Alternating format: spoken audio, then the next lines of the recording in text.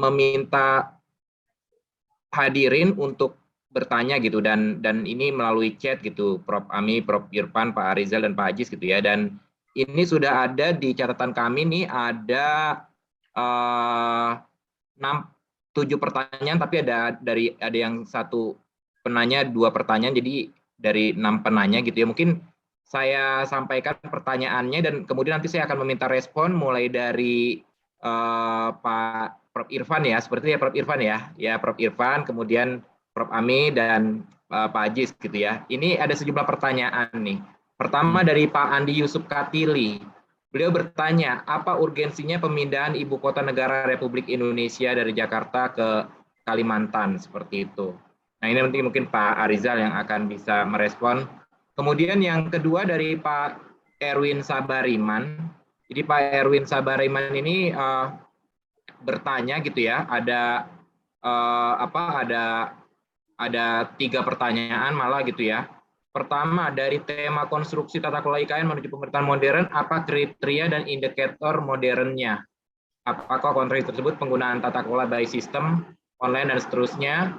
Kemudian juga beliau bertanya gitu ya, terkait dengan keraguan dari masalah nilai ASN dari Prof. Ami yang tadi Prof. Ami sampaikan juga ya, dan kelemahan tata kelola dari Prof. Irfan, apa solusinya? Seperti itu. Dan kemudian yang ketiga, beliau juga bertanya ke Pak Arizal gitu ya, apakah IKU dan SKP ASN di IKN berbeda dengan yang di luar IKN? Ya, seperti itu. Nah, itu pertanyaan dari Pak Erwin Sabariman. Kemudian juga ada pertanyaan dari Pak Suparno ya. Jadi pemindahan ibu kota merupakan pekerjaan jangka panjang, karena bukan hanya memindahkan kantor pemerintahan dan ASN, tapi juga tata nilai dan lainnya. Beliau juga menyampaikan kasus pemindahan ibu kota provinsi tadi yang seperti disampaikan oleh Pak Ajis di Maluku Utara dari Ternate ke Sopipi, yang menurut Pak Suparno sampai saat ini masih bermasalah. Bahkan akhir-akhir ini ada tuntutan untuk membatalkan pemindahan ini. ASN banyak yang enggan pindah, pelayanan publik tidak optimal, pembangunan tidak sesuai ekspektasi, dan lain-lain. Nah, bagaimana antisipasi taktis yang dipersiapkan oleh pemerintah agar kasus seperti di Sopipi tidak terjadi? Kemudian ada pertanyaan juga dari Pak Stepi Leonard, gitu ya. Manajemen resiko masih kurang komprehensif dan komunikasi publik masih kurang efektif, sehingga wajar masih terdapat kesumiran dan kesalahpahaman publik. Semoga dengan kepemimpinan IKN yang baru dilantik mampu segera memperbaikinya. Saya setuju dengan Prof. Ami bahwa kapasitas birokrasi dan tata kelola administrasi yang disiapkan untuk IKN dan daerah sekitarnya perlu diperbaiki baik secara kualitatif maupun kuantitatif. Nah, terus ada dari Pak Hanapi, dari tema konstruksi tata kelola IKN menuju pemerintahan modern, perlu berapa lama kita harus mengelola dan menata birokrasi ibu kota? Baik penataan pembangunan maupun perpindahan ASN, apakah sudah melalui pengkajian khusus dalam perpindahan IKN dan dampaknya ke depan? Nah, terakhir dari Ibu Sabrina, pemindahan IKN mengedepankan konsep smart city, kemudian sebenarnya budaya organisasi seperti apa yang diperlukan oleh IKN baru dalam mendukung konsep tersebut? Demikian sejumlah pertanyaan yang dari floor gitu ya. Dan mungkin bisa direspon. Pertama mungkin oleh Prof. Irfan terkait berbagai pertanyaan itu. Prof. Irfan responnya, silakan. Terima kasih. Terima kasih Mas Kadep, Bapak Ibu. Terima kasih pertanyaan bagus-bagus. Tapi ke saya kan yang Pak Erwin ini ya. Pak Erwin adalah Ketua OSIS SMA waktu saya SMA. Jadi dalam jumpa.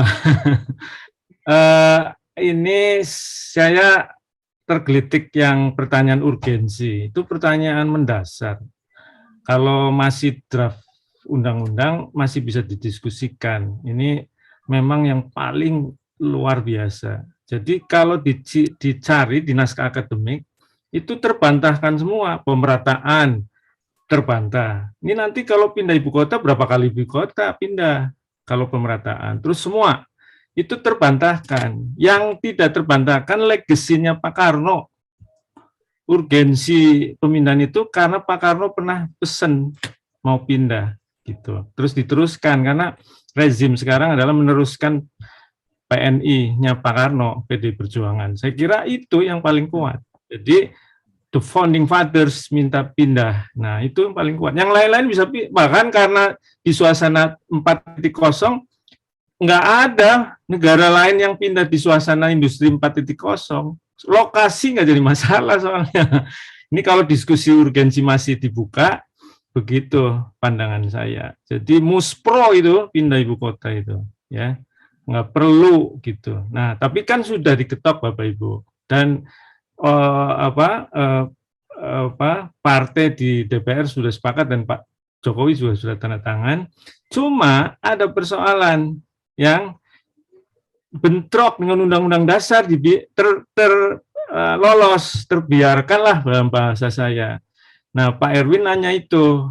Nah, kalau mau nggak mau, kalau pandangannya saya mendefinisikan Undang-Undang Dasar itu harus pemerintahan daerah, bukan pemerintahan wilayah.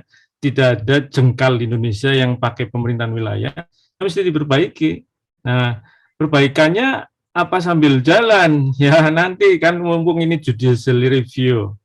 Kalau judicial review lolos ya berarti bisa jalan. Mungkin soal bentrok jadi seperti nggak ada masalah, jalan terus ya, kecuali judicial review yang menjudicial berhasil minta MK-nya ini diperbaiki, maka perbaikan. Dalam pandangan saya kalau ditanya sekarang ya perbaikan. Ini saya share negara lain Mas Teguh izin nih, karena saya cek negara lain nggak ada, karena memang Undang-Undang Dasar yang diamandemen, yang amandemen ikut Undang-Undang 2299 pemerintahan daerah, itu guru saya Prof. Benyamin ngecek ke Eropa, semua negara-negara di Eropa kalau pemerintahan daerah itu clear cut. Negara terus otonomi semua. Ini di sini Amerika jelas pakai mayor elected. Ini ada konsil DPRD local government DC. Canberra nggak ada konsil, tapi ternyata setingkat seperti state, ya negara bagian, seperti di Jerman. Putrajaya bagian dari Sepang, ada konsilnya. Berlin jelas city state, federal, negara bagian.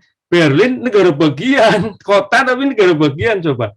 Ada lembaga representatif. Moskow, mungkin karena komunis, ya udah deh, saya cek Moskow. Local government juga. Oke, Beijing yang dekat katanya. Beijing juga, walaupun satu partai gitu. Jadi negara di dunia ini yang apalagi masyarakat maju, semua ibu kota local government, Bapak Ibu. Jadi memang perumus Undang-Undang Dasar yang amandemen itu sudah melihat di negara maju itu local government setiap jengkalnya. Ya, jadi ya kalau kita seperti zaman Pak Harto Undang-Undang Dasarnya sebelum amandemen ada daerah administratif belaka, itu jadi flashback. Dan ini flashback dengan demikian, ya. Jadi ada enclave. Prediksi saya ada enclave, itu yang bisa jadi ada ketidakadilan baru nanti. Akses masyarakat lemah, masyarakat lokal di sekitarnya, apalagi masyarakat yang luasnya, karena dia sangat sentralistik pemerintahan wilayah gitu. Jadi perbaiki sih ya, nanti kan kalau lolos nggak judicial review kalah atau yang menjudicial kalah kan berarti nanti lihat efek empiriknya. Efek empiriknya prediksi saya ini, masa dibiarkan, mesti insya Allah ya diperbaiki lagi walaupun judicial review yang menjudicial kalah. Tapi kalau menang ya segera diperbaiki, ini konsep saya yang kedua ini. Saya udah share ke kawan saya di Bandung, Mas Bucok. Nanti kalau Bapak Ibu minta ke Mas Buco mintanya. Silakan Mas Teguh, saya pertanyaannya dari Mas Erwin aja kayaknya. Yang lain kan soal teknologi canggih nanti di sana dan sebagainya, saya malah mempertanyakan fundamentalnya kan Bapak Ibu, mohon izin. Silakan Mas Teguh. Di poin paling penting harusnya masalah perwakilan diperhatikan gitu ya Prof ya, karena tadi di tempat lain pun seperti itu gitu ya. Oke. Baik. Berarti pertanyaan Prof, langsung Prof Ami ya. Prof Ami silakan Prof. Pertanyaan Prof Irfan itu sebenarnya yang pertanyaan-pertanyaan lain nggak perlu dilanjutkan karena nomor satu fundamentalnya dulu dibenerin gitu kan ya. Nah, mudah-mudahan judicial review-nya berhasil baik, tapi saya yakin pasti ada koreksi ya Prof Irfan ya, karena ini sangat mendasar sekali. Saya maaf ini karena hujan petir di sini jadi hampir mental ya. Ya, sama. Jadi saya menanggapi pertanyaan Pak Erwin Sabariman ini yang konstruksi tata kelola IKN menuju pemerintahan modern. Pemerintahan modern itu tidak selalu harus didominasi oleh sistem teknologi dan lain-lain ya, tapi menurut saya justru manusianya yang harus dibuat modern, bukan modern dalam arti kebarat-baratan, tapi di sini adalah modern dalam arti perubahan pola pikir, perubahan pola tata kerja, dan perubahan mentality, bahwa sudah saatnya mereka tidak masih berada pada domain birokrasi yang old public gitu ya, yang birokrasi kuno gitu, yang single authoritarian, tetapi mereka harus bisa bagaimana memenuhi harapan masyarakat, preferensi masyarakat itu secara sungguh-sungguh, secara berkualitas gitu. Nah, sistem itu mendukung sebetulnya, IT itu mendukung.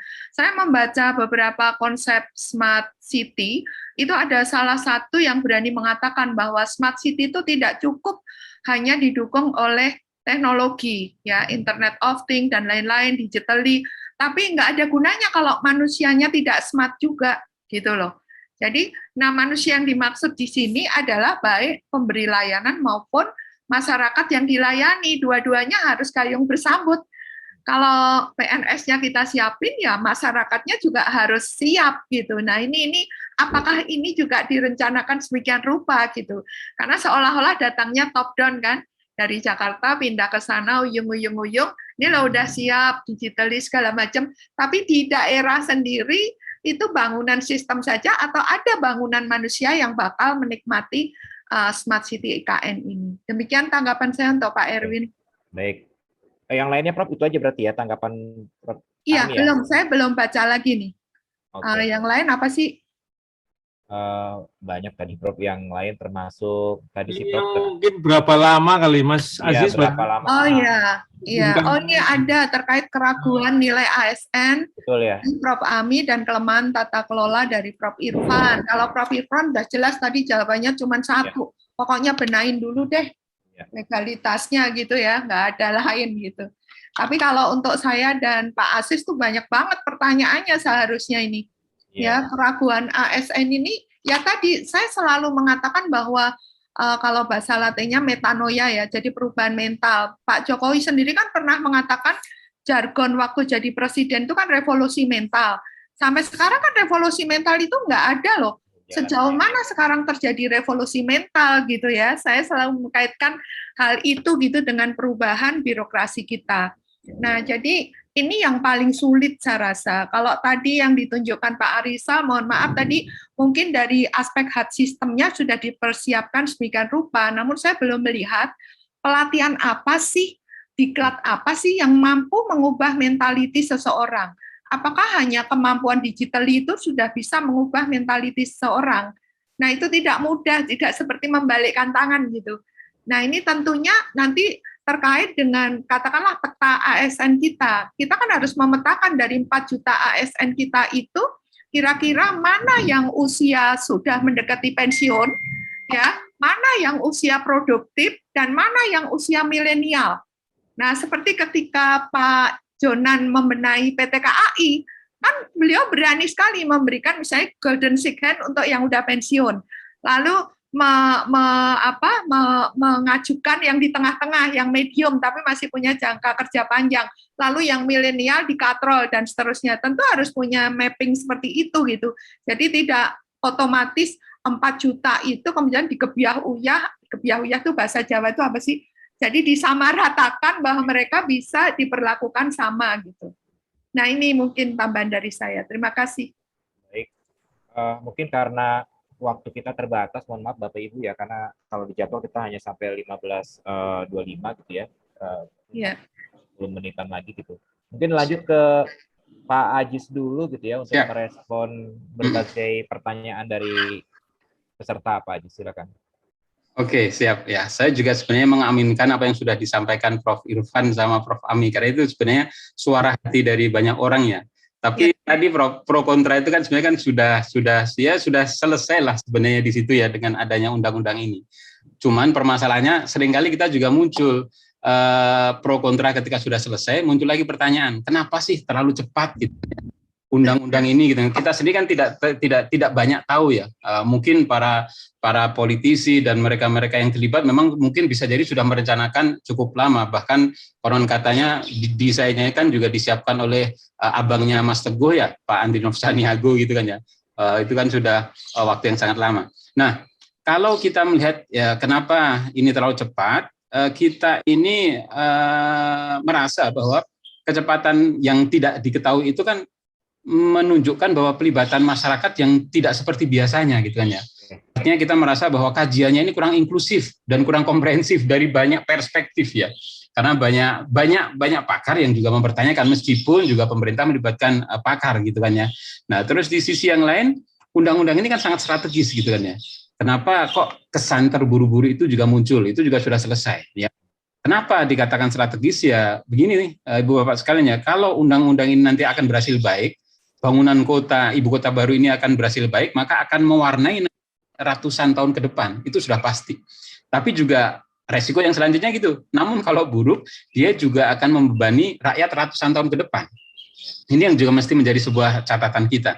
Nah, terkait dengan pertanyaan yang tadi proses perpindahan Sofivi, mungkin saya juga sempat ya membaca satu buku kaitannya dengan The Divided City, ya, di mana ada level membangun sebuah kota.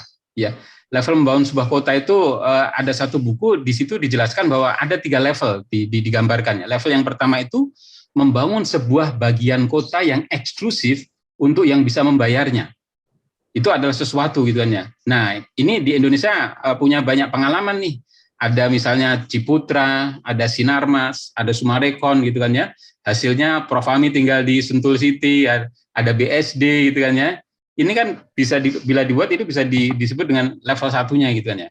Ini hanya spesifik ya, hanya spesifik bagian kota yang eksklusif gitu kan ya. Nah, terus level yang kedua itu di dalam buku di Divided City juga dikatakan bahwa membangun kota yang terbuka tidak percuma hanya untuk orang-orang kaya saja, namun juga inklusif untuk yang aneka penduduk ya, termasuk yang sebelumnya sudah diam di situ dan berinteraksi harmonis dengan sekitarnya, itu merupakan hal yang lain. Jadi yang seperti ini kan kita harus melibatkan cukup banyak gitu kan ya, stakeholders yang lebih banyak, terutama masyarakat lokal di sana gitu kan, karena mereka akan terkena dampak dari pembangunan ibu kota baru. Nah, juga yang terakhir adalah level 3, ini adalah level yang berat ya, membangun ibu kota negara sebagai pusat saraf pemerintahan yang mengakomodir keanekaragaman etnis, sosial, dan juga tadi mengusung smart, green, dan berbagai macam prinsip-prinsip yang luar biasa. Itu kan tentu juga menjadi satu hal yang sangat luar biasa. Itu disebut dengan level 3. Nah, itu dalam buku itu juga dijelaskan berbagai macam aspek yang memang mesti dipersiapkan dengan sebaik-baiknya. Kita tahu, tadi Pak Arizal juga menyampaikan ya, bahwa pada saat proses perpindahan nanti, pergerakan itu juga akan disertai dengan berbagai macam insentif yang akan diberikan. Lagi-lagi kita juga mesti muncul pertanyaan, biaya membangun IKN saja kita masih kerepotan gitu loh Pak. Bagaimana kita akan menjanjikan memberikan insentif dan berbagai macam benefit buat pegawai gitu kan ya. Ini kan juga sumbernya dari mana lagi gitu. Apakah memang itu nanti kita akan mengandalkan sumber-sumber di luar APBN dan bagaimana nanti apa kontraknya. Nah, hal-hal seperti ini yang juga sama-sama harus kita perhatikan, karena kalau tadi saya menyimak dari apa yang disampaikan oleh Prof.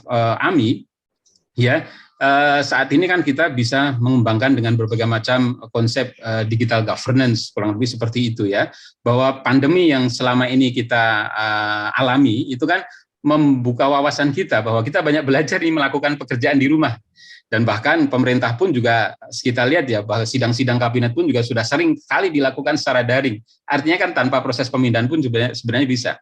Nah, sehingga seolah-olah kesannya bahwa IKN ini kan mengembalikan potensi teknologi 4.0 lah yang sudah saat ini tersedia, dan banyak sekali nih istilah-istilah yang mungkin nanti bisa dikembangkan ya melalui cloud governance atau Indonesian cyberspace. Ini kan berbagai macam peluang yang mungkin bisa dimanfaatkan ya.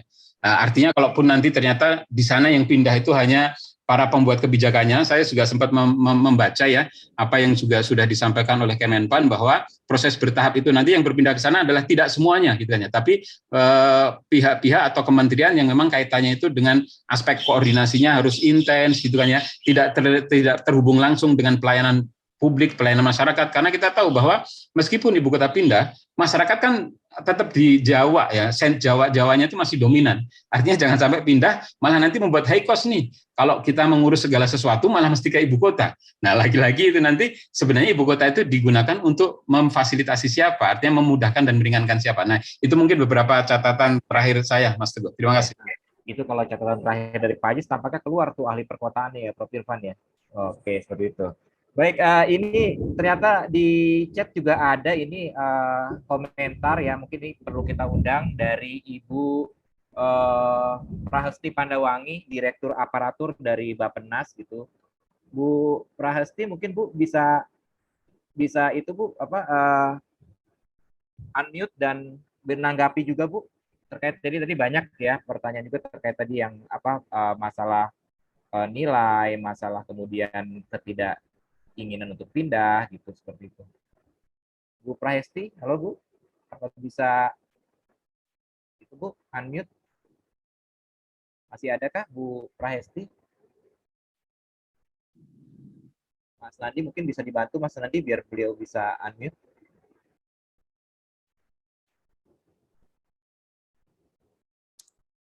Halo Bu.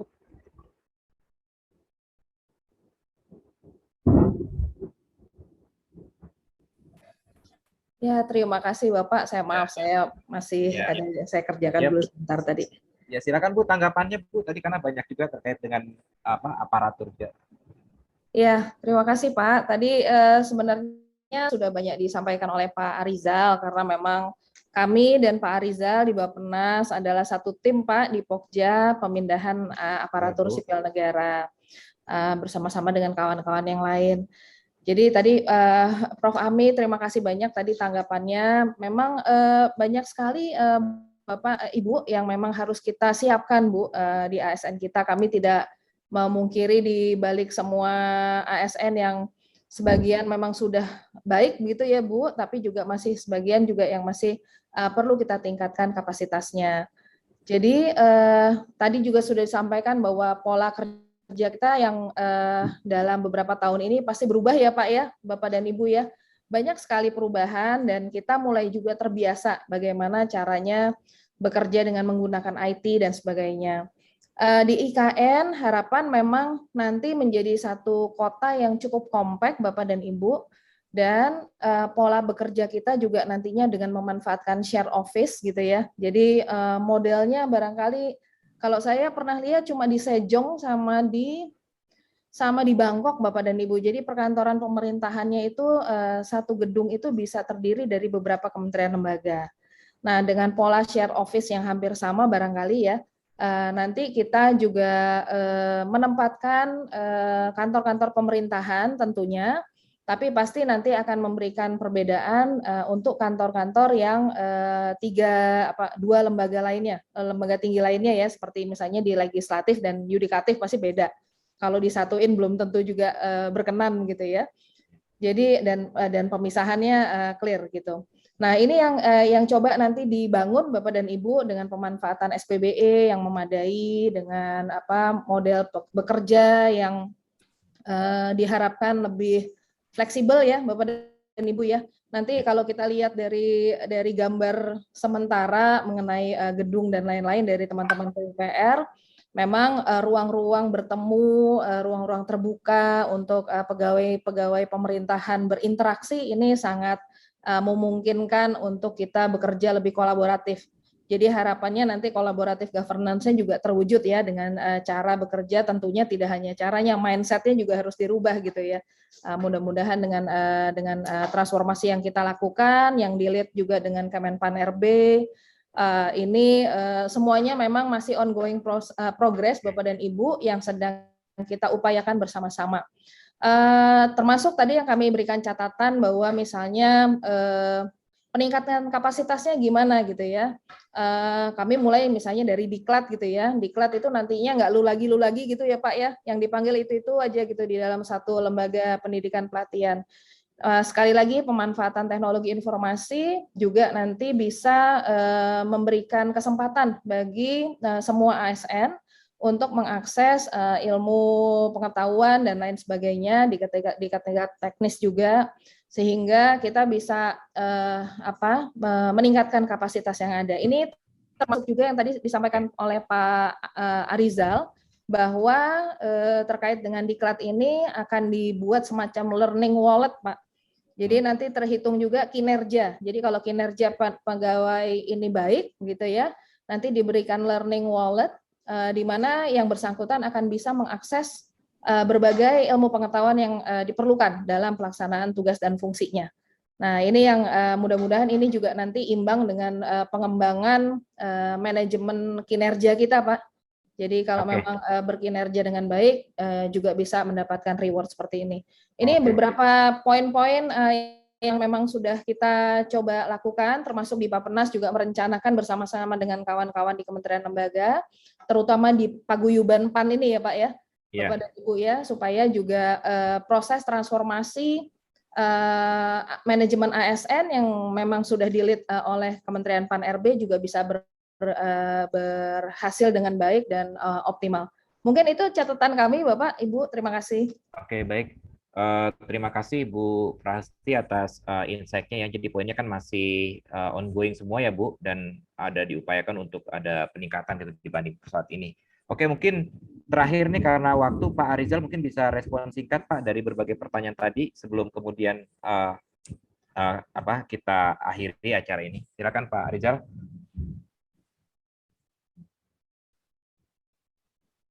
Masih mute Pak.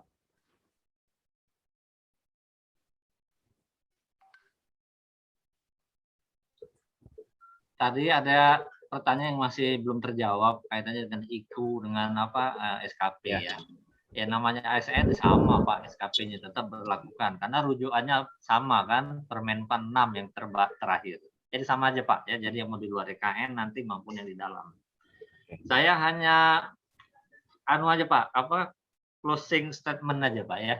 Boleh kan Pak? Boleh. Ya. Boleh Pak. Kita ini kan bangsa besar. Ya, memiliki geopolitik, geografi yang sangat strategis. Kita semua tahu kita menuju cita bersama menjadi Indonesia maju. Di tengah tren perubahan dunia yang sangat cepat. Ya mestinya kita sudah nggak berpikir lagi yang namanya 4.0. Ya kan Pak ya? Yang bangsa lain sudah mencapai society 5.0 kan begitu Pak. Makanya paradigma kita semua gitu Pak juga harus berubah menuju future governance. Ya, governance 5.0. Mengarah kepada citizen centric. Nah, itu kan canggih betul, Pak. Oleh karena itu mari kita semua, kita ini bersinergi, Pak ya, antara ASN, antara BUMN dan lain-lain gitu ya, sebagai anak bangsa yang mengawal transformasi besar ini. Ini kan transformasi besar ke IKN ini, Pak. Mengawal ya pemerintahan di Kota Nusantara seperti apa, nanti yang agile dan macam-macam dalam upaya tadi Pak, yang Pak Rudi sudah sampaikan, kita dalam upaya mengurangi ketimpangan Barat Timur, Jawa dan luar Jawa. Nah, pelaksanaan transformasi yang tidak betul tadi tidak hanya memindahkan fisik ya ASN, juga transformasi tata kerja pemerintahan menuju pemerintahan masa depan yang mengutamakan layanan.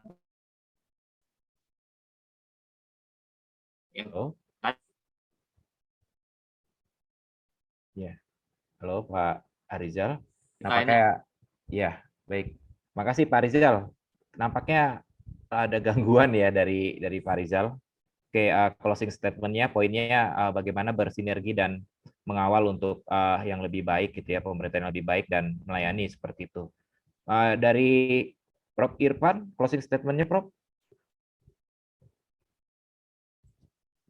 Oke Mas Teguh, terima kasih Mas Kadep. Bapak Ibu yang saya hormati, di tengah kebahagiaan dapat 2 ibu kota, saya telisik norma undang-undang karena kelembagaan itu adalah disiplinnya saya, itu masih ada persoalan. Nah ini jangan dianggap ringan karena konstitusi menurut pandangan saya bertabrakan. Jadi ini menjadi PR pemerintah kita tunggu karena ada judicial review. Jika tidak ada sekalipun, berarti level empirik kalau dibiarkan berlawanan nanti bisa terlihat juga apakah berdampak positif atau tidak. Karena di saat sekarang perwakilan atau partisipasi masyarakat lokal itu di setiap jengkal Republik menjadi penting, ya. Nah, ini yang harus jadi catatan. Kemudian soal urgensi itu nampak semua di dimensi di naskah akademik saya cek bisa mentah di tingkat empirik kalau kita pikirkan alasan yang dikemukakan, karena di tengah industri 4.0 lokasi nggak jadi persoalan, justru kita harusnya menguatkan untuk kepentingan yang ada sekarang. Nah, kemukakan saja bahwa urgensinya ibu kota yang sekarang adalah karena legasinya Insinyur Soekarno, gitu. Itu clear, ya. Kita mengikuti the founding fathers, tapi benahi institusi. Gitu. Terima kasih, Mas Teguh. Assalamualaikum warahmatullahi wabarakatuh. Terima kasih. Jadi poinnya dari Prof. Irfan, closing statement terkait dengan persoalan norma kelembagaan jangan dianggap ringan gitu ya, Prof. ya. Dan tadi masalah pentingnya partisipasi juga gitu, seperti itu, dan legasi terakhir tadi ya, alasan legasi. Oke, Prof. Ami, closing statement-nya, Prof. Baik, terima kasih Pak Teguh. Jadi barangkali saya sependapat juga dengan Pak Prof. Irfan bahwa tentu di balik semua persiapan memang legacy menjadi nomor satu ya, tetapi sambil paralel barangkali bisa dipersiapkan secara baik mengenai kesiapan SDM-nya. Jadi di sini ASN-nya.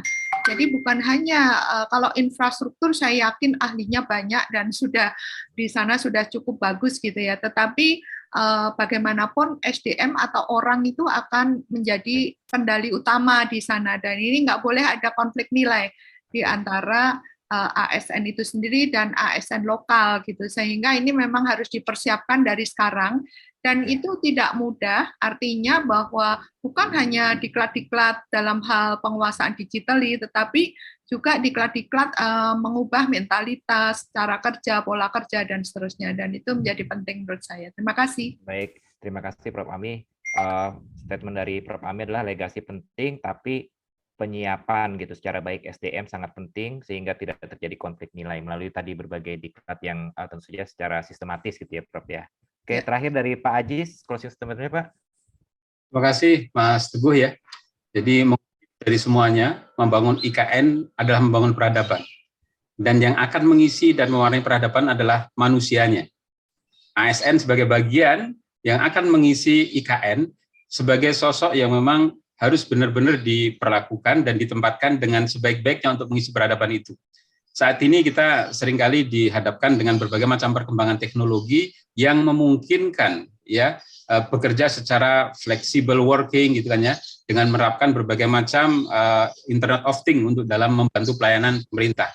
Nah, semoga proses perpindahan IKN kalaupun itu nanti akan dilakukan secara bertahap masih tetap menempatkan ASN sebagai manusia yang memang harusnya diajak dialog dan juga ada pilihan-pilihan. Tidak lagi kita bisa menggunakan cara-cara paksaan karena tadi peradaban itu dibangun dengan penuh kesungguhan hati dan kebesaran jiwa kita semuanya. Itu Mas Teguh, terima kasih. Baik, terima kasih Pak Ajis. Jadi karena kita dengan IKN ini membangun peradaban gitu ya, maka perhatian terhadap manusianya juga penting gitu, kira-kira seperti ya. Baik, Bapak Ibu, demikian tadi closing statement dari para narasumber kita gitu ya, dan ini semakin menegaskan gitu bahwa ya kita menyambut baik tentu saja dengan adanya upaya tadi ya pemindahan ibu kota dan dengan berbagai agenda besarnya. Namun demikian tadi ada berbagai hal yang itu perlu jadi perhatian bersama tadi ya, berbagai hal terkait dengan norma kelembagaan seperti itu, dan juga bagaimana pentingnya memperbaiki atau menyiapkan SDM gitu, seperti itu. Mungkin demikian Bapak Ibu semuanya, mohon maaf karena keterbatasan waktu tidak semua bisa diakomodir seperti itu.